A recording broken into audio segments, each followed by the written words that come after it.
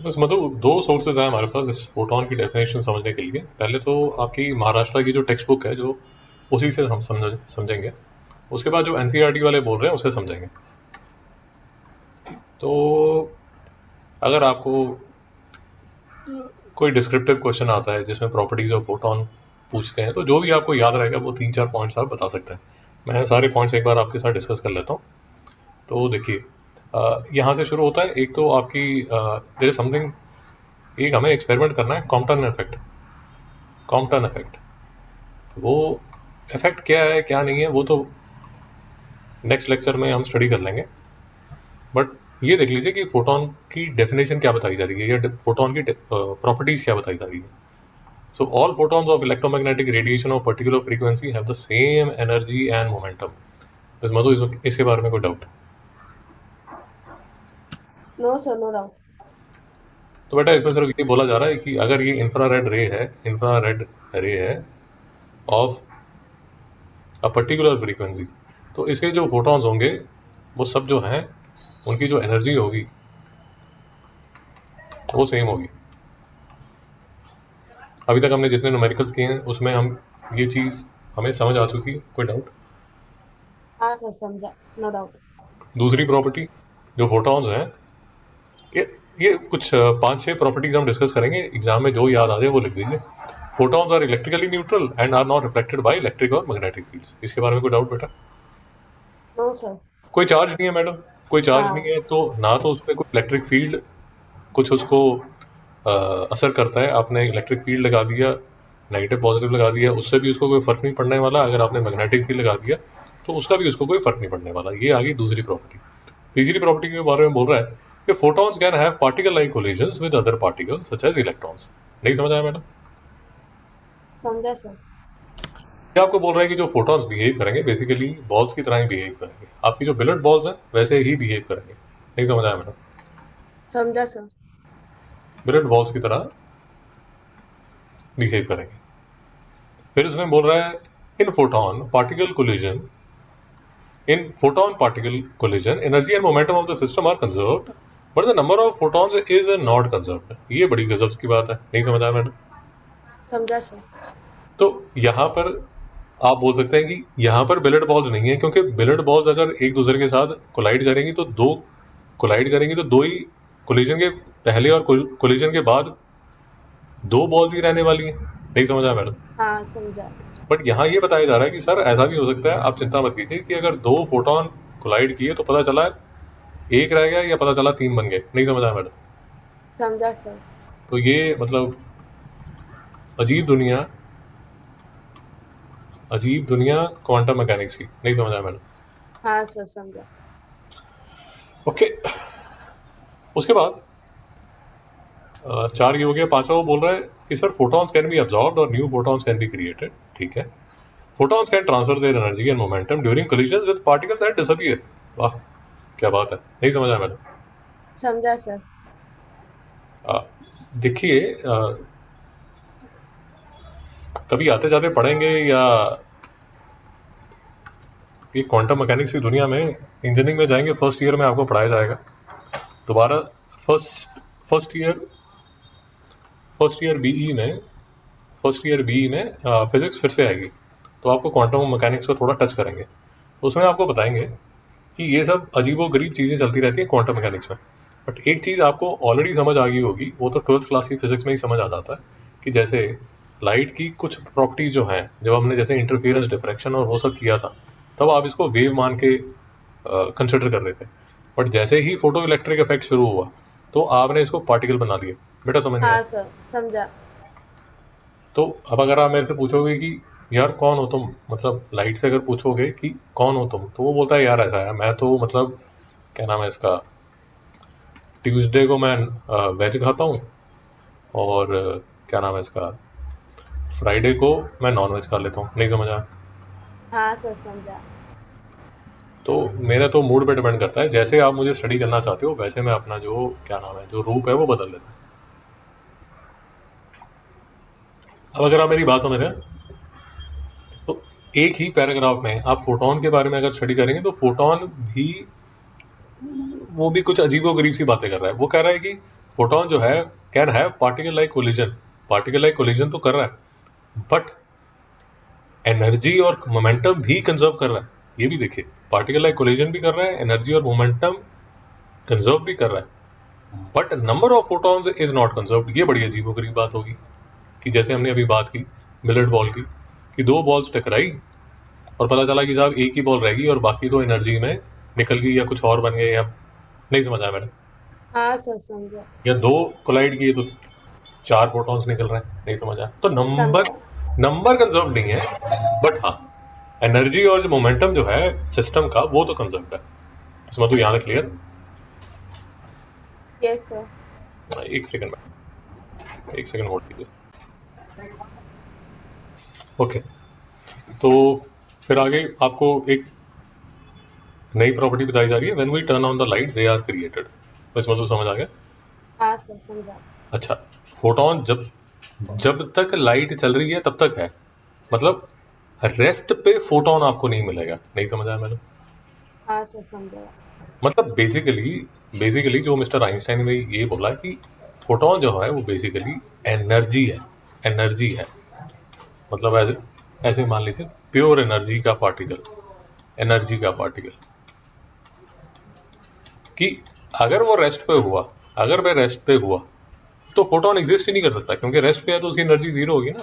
इसमें तो नहीं समझ। हाँ yes yes. Mass of the photon is not defined as we do for a particle in Newtonian mechanics, its rest mass is zero. नहीं समझ आया मेरे। समझा सर।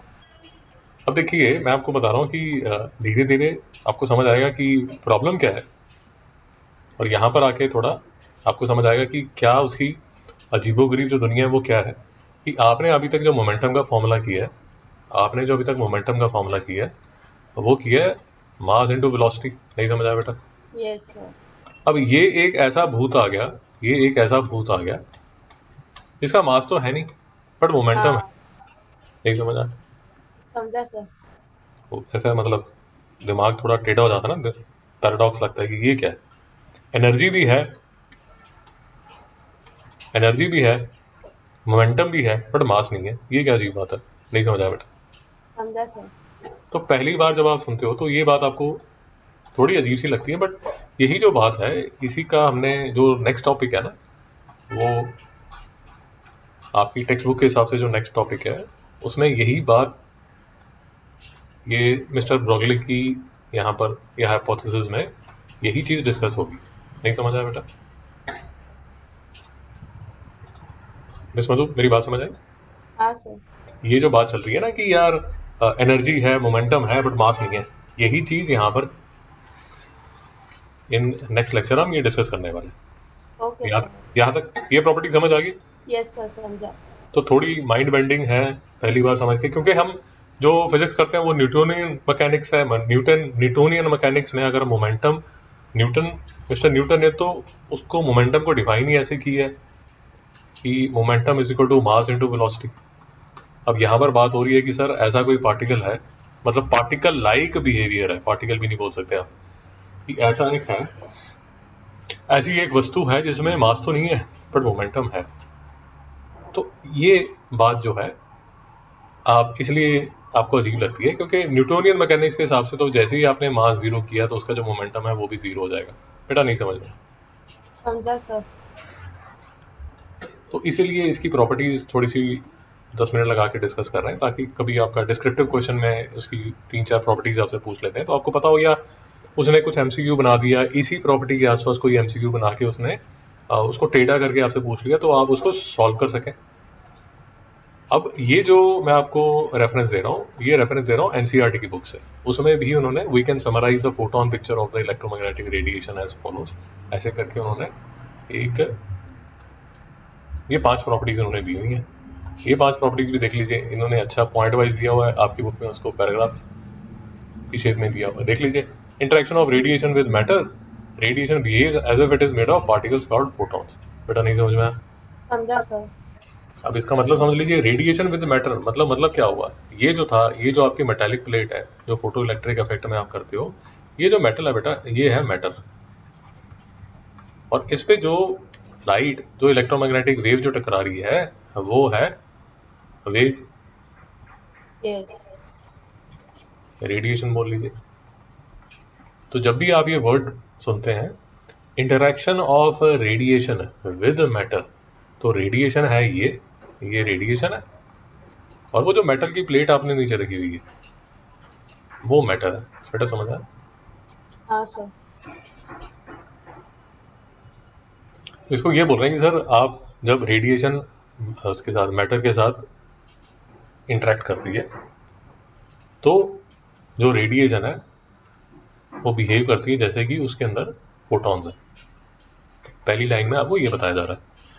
दूसरी लाइन में बोल रहे हैं कि सर हर जो फोटॉन है उसकी एनर्जी एच न्यू है, और जो मोमेंटम है वो उन्होंने डिफाइन किया एच न्यू बाई सी करके। बेटा नहीं समझ में? समझा सर। अब लेट अस अज्यूम आपको विश्वास नहीं होता कि अंकल कुछ भी बोलते जा रहे हैं, I don't believe in all this BS।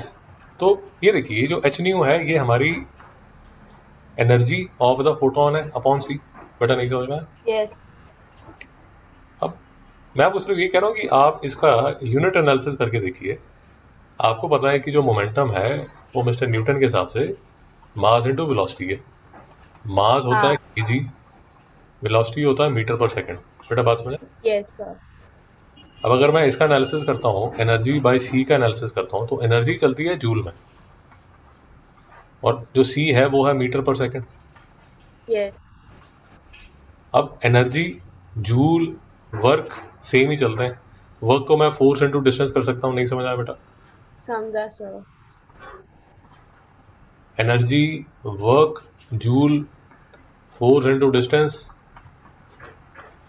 Force newton into distance metre, newton KG metre per second square, और ये मीटर, तो ये KG metre square upon second square, और ये वाला मीटर पर सेकंड, ये आ गया metre per second. Yes sir. और क्या नाम है इसका, एम्परा का डाबरा, ये मीटर मीटर भाग गया, ये सेकंड सेकंड भाग गया, फाइनली आपके पास रह गया KG metre per second. Yes. ये था। तो यूनिट एनालिसिस करके हमें ये बात समझ आ गई कि यार जिसने भी सोचा समझा है वो फॉर्मूला तो ठीक ही बोल रहा है, ऐसा नहीं है कि कुछ गड़बड़ है। कि जो फोटोन है उसकी जो एनर्जी होगी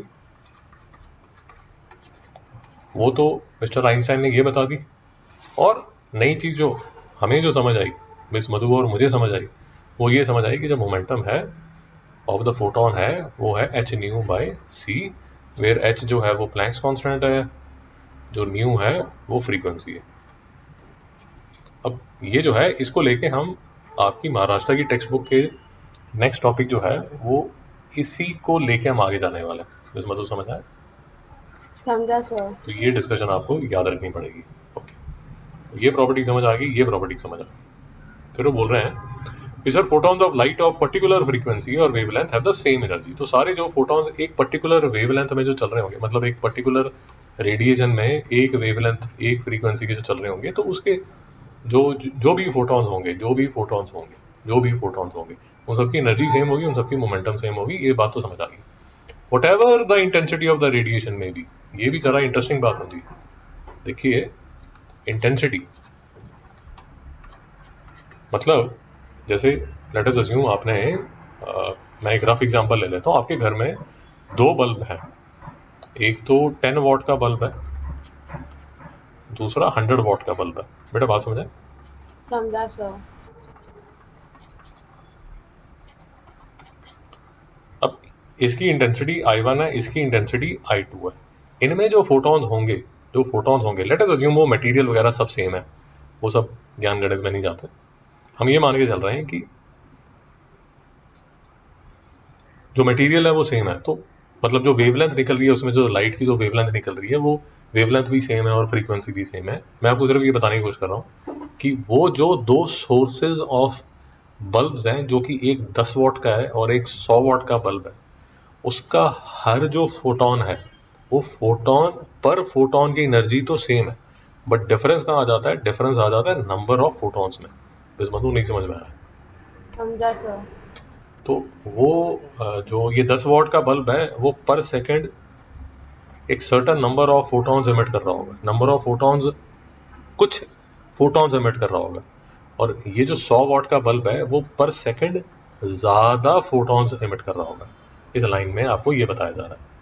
So by increasing the intensity of a light of a given wavelength, there is only an increase in the number of photons per second crossing a given area with each photon having the same energy.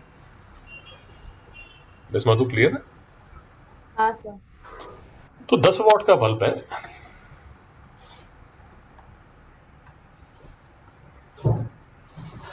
10 what का bulb है।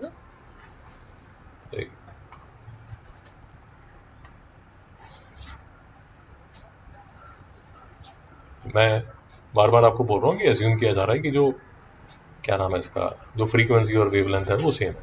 तो अगर ये 10 what का bulb है और ये अगर 100 वॉट का बल्ब है, तो just to pick a number, एक सेकंड मैडम, हमारे घर में बिल्ली की लड़ाइयाँ हो रही हैं, एक सेकंड। अरे वो दो बिल्लियाँ आ जाती हैं और वो दोनों आपस में लड़ाई करती रहती हैं, फिर उनकी आवाज़ पीछे रिकॉर्डिंग में आती रहती है। तो मेरे पास दो बल्ब है मैडम, एक 10 वॉट का बल्ब है और दूसरा 100 वॉट का बल्ब है। तो इसमें just to pick a number मैं ये अज्यूम कर रहा हूँ कि इसमें से 3 फोटॉन निकल रहे हैं पर सेकेंड।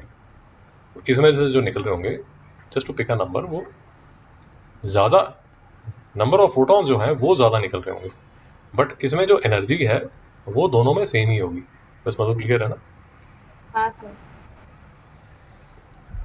तो ये बताया जा रहा है इस पॉइंट में, आपको ये बताया जा रहा है। तो कहाँ तक पहुँच गए मैडम? 1 2 3, ओके। दस फोटोन एनर्जी इज इंडिपेंडेंट, ये देखिए बड़ी सुंदर लाइन लिखी है कि photon energy is independent of the intensity of the radiation. तो यही आइंस्टाइन सर हमें बता रहे हैं कि सर आप इंटेंसिटी उसको इंक्रीज करते रहिए, उसकी आपकी इंटेंसिटी से कोई फर्क नहीं पड़ने वाला। अगर वो पर्टिकुलर फ्रीक्वेंसी नहीं मिल रही तो आपका फोटो इलेक्ट्रिक इफेक्ट शुरू नहीं होगा। Yes sir. तो फोर्थ पॉइंट देख लीजिए, photons are electrically neutral and are not deflected by electric and magnetic waves fields. ये तो हम महाराष्ट्र वाले जो टेक्स्ट बुक है उसने भी हमें समझा दिया। और उसके बाद fifth point, in a photon particle collision such as photon electron collision, the total energy and total momentum are conserved. However, the number of photons may not be conserved. In a collision, the photon may be absorbed or new photons may be created. this मतलब वही चीज जो पहले हमने की है, नहीं समझ आया? यस सर, समझा। अगर आपका, अब देखिए मैडम थोड़ा सा इंटरेस्टिंग चीजें और भी हो जाती है, मैं आपको, अगर आप बात समझ रहे हैं तो चीजें और ज्यादा इंटरेस्टिंग हो जाती हैं। जैसे अब ये बोल रहा है photon particle collision such as photon electron collision. अब आप केमिस्ट्री में ऑलरेडी 11th क्लास में कर चुके हैं कि जो इलेक्ट्रॉन है उसको भी आप पार्टिकल नहीं मान सकते। नहीं समझ में आया मैडम? समझा सर। वो जो मिस्टर बोर ने बोला कि सर ये, मिस्टर बोर ने तो आपको ये फोटो दिखाई थी कि ये हंसते खेलते इलेक्ट्रॉन जो है ऐसे बॉल्स की तरह उसके आसपास घूम रहे हैं, बट उसके बाद जितने भी आए, मिस्टर ब्रॉगली आए, स्क्रोडिंजर, हाइजेनबर्ग, जितने भी आए, उन्होंने बोला कि सर ऐसे कोई बॉल्स नहीं घूम रही हैं। तो उसमें तो फिर जो इलेक्ट्रॉन है वो भी वेव की तरह बिहेव कर रहा है। इसमें तो समझ आ रहा है? हाँ सर। तो यही चीज़ जो हमारा नेक्स्ट टॉपिक जो मैं आपको बार बार बता रहा हूँ कि नेक्स्ट टॉपिक जो मिस्टर ब्रॉगली का है वो यही सर यही बताने की कोशिश करेंगे। यहाँ पर तो इन्होंने लिख दी है शान से, photon particle collision such as photon electron collision. Mister Broglie तो फिर आपको ये बोल देंगे कि सर ये जो इलेक्ट्रॉन है जिसको आप पार्टिकल मान के चल रहे हैं वो भी कोई पार्टिकल की तरह बिहेव नहीं कर रहा। नहीं समझ आ रहा? समझा सर। अगर आप समझ पा रहे हैं तो इंटरेस्टिंग चीज़ें ये है मैडम, अगर आप समझ पा रहे हैं और अगर अप्रिशिएट कर पा रहे हैं तो ये एक लाइट है जो उस जिसका अपना कोई जिसका समझ नहीं आ रहा है कि क्या वो वेव है या वो पार्टिकल है। नहीं समझ में आया? Yes sir. और उसकी वजह से इफेक्ट क्या, उसकी ये है कॉज, और इस कॉज की वजह से हो रहा है कुछ इफेक्ट, और वो जो इफेक्ट हो रहा है, वो जो इलेक्ट्रॉन निकल रहा है वो भी आपको पता नहीं है कि क्या वो पार्टिकल है या वो वेव है। नहीं समझ में आया? समझा सर। मतलब या मत बोलिए, उसको दोनों बोल दीजिए कि एक ऐसी चीज जो कि वेव भी है और पार्टिकल है, वो आपके मैटर के साथ, जिसको आपने मैटर बोला हुआ है उसके साथ जाके टकराई और उसमें से कोई ऐसी चीज़ निकली जो कि आपको डिसाइडेड नहीं है कि क्या वो पार्टिकल है या वो वेव है। बेटा बात समझ आ रही? हाँ सर। तो आप यहाँ 11th-12th में तो एक limited level of quantum mechanics आपको बताई जाती है, उसके बाद फिर आप हायर क्लास में जाते हैं तो और आपको डिटेल में बताएंगे। तो ये इसी के रिलेटेड ये यहाँ पर जैसे हमने पहले के एग्जाम्पल किया वो एग्जाम्पल यहाँ पर है। तो इसमें तो स्टोरी समझ आ गई फोटोन की। Yes sir. तो ये सारी चीज़ें हमने डिस्कस की। व्हाट इज़ फोटोन, फोटोन क्या है, इस पर अगर आपको कुछ प्रॉपर्टीज आ जाती हैं या इसके बेस पे कोई एमसीक्यू या डिस्क्रिप्टिव क्वेश्चन आ जाता है तो यही सारे पॉइंट्स पूछे जाएंगे आपसे, और इनमें से जो पॉइंट आपको याद रहेगा वो पॉइंट आप डिस्क्रिप्टिव क्वेश्चन में लिख सकते हैं अगर वो प्रॉपर्टीज ऑफ फोटोन के बारे में आपसे पूछ रहा है। और अगर इसके बेस पे अगर कोई एमसीक्यू बनता है तो वो एमसीक्यू भी आप आंसर कर पाएंगे। तो 2 रेफरेंस हमने किए, मैं फिर से आपको बता देता हूँ, याद रखिए। आपकी बुक में जो फोटोन की प्रॉपर्टीज हैं, जो फोटोन की प्रॉपर्टीज हैं वो है ये पेज पे, पेज नंबर 315 पे। ये जो पैराग्राफ हाँ आपको सर। नजर आ रहा है, ये जो पैराग्राफ आपको नजर आ रहा है, इसमें वो बताने वाले हैं आपको फोटोन की प्रॉपर्टीज। और अगर आप कुछ एक्स्ट्रा लिखना चाहते हैं एग्जाम में, हीरो बनना चाहते हैं या कुछ और नई चीज़ें सीखना चाहते हैं, तो आप एनसीईआरटी का क्लास 12th एनसीईआरटी का ये वाला जो पेज नंबर है 396, इसमें इन्होंने ये 5 पॉइंट्स लिखे हुए हैं फोटोन्स के बारे में। इसमें तो कोई doubt? No sir, no doubt.